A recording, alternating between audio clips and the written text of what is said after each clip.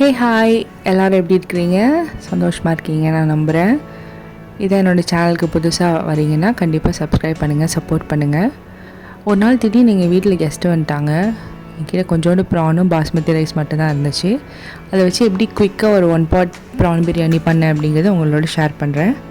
First ஒரு குக்கரில் oil போட்டு ஆனியன் சாட்டே பண்ணுறதுக்கு விட்டுட்டேன். பிகாஸ் ஆனியன் நல்லா ப்ரௌன் கலரில் கேரமலைஸ் ஆகணும். என்கிட்ட இஞ்சி பூண்டு பேஸ்ட் எதுவுமே கிடையாது. ஸோ எல்லாமே நான் ஸ்க்ராப்லேருந்து தான் ரெடி பண்ணேன். ஏற்கனவே நான் பிளேட்டில் காட்டியிருந்தேன் இல்லையா, இஞ்சி பூண்டு, பட்டை, லவங்கம், கிராம்பு, ஏலக்காய், கொஞ்சோண்டு வெந்தயம் ஆட் பண்ணியிருந்தேன். பிகாஸ் ப்ரானுக்கு கொஞ்சம் ஹீட் ஆகுன்றதுக்காக கொஞ்சமாக ஆட் பண்ணியிருந்தேன். எல்லாத்தையுமே மொத்தமாக அரைச்சிட்டேன். ஸோ சாப்பிடும்போது சும்மா வாயில் கடிப்பட்டு டிஸ்டர்பன்ஸாக இருக்காது. ஸோ இஞ்சி பூண்டு பேஸ்ட்லேயே ரெடி பண்ணியாச்சு.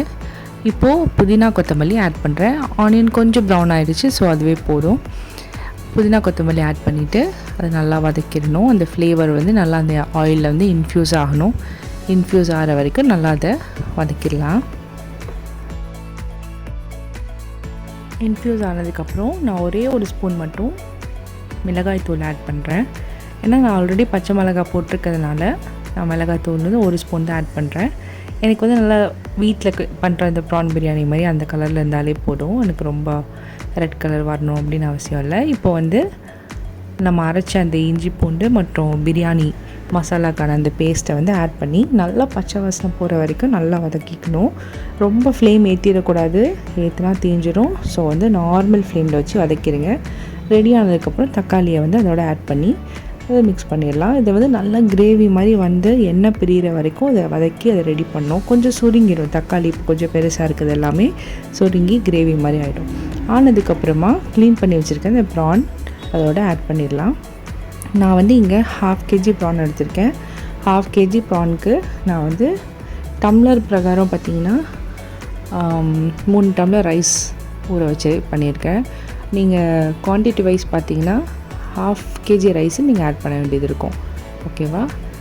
ஆட் பண்ணிவிட்டு ப்ரானில் எப்படியும் தண்ணி விடும். அதை தண்ணி விட்டதுக்கப்புறமா தயிர், லெமன் கொஞ்சம் ஆட் பண்ணிவிட்டு அதுக்கு அரிசிக்கு ஏற்ற மாதிரி நம்ம தண்ணி அளந்து ஊற்றணும். நான் தம்மில் வச்சு தான் பண்ண போகிறேன். அதனால் அரிசியை ஃபஸ்ட்டே ஊற வச்சுருக்கேன். அதையும் நான் காட்டியிருந்தேன்.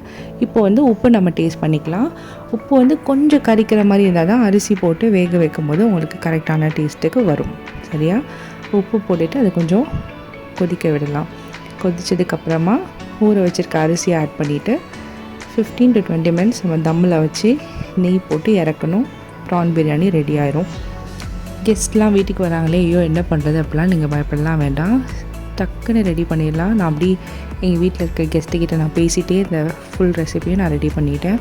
ரொம்ப ஈஸி. ஆனியன் கட் பண்ணும் போதே நிறையா கட் பண்ணிடுங்க. அதில் ரைத்தா ரெடி பண்ணிடலாம். இப்போ நான் அரிசியை போட்டிருக்கேன்.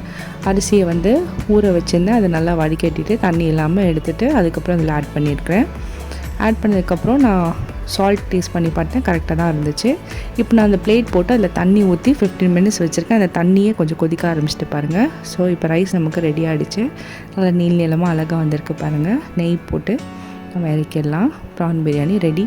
கண்டிப்பாக நீங்கள் ட்ரை பண்ணி பாருங்கள். கமெண்ட் பண்ணுங்கள், சப்ஸ்கிரைப் பண்ணுங்கள். பை.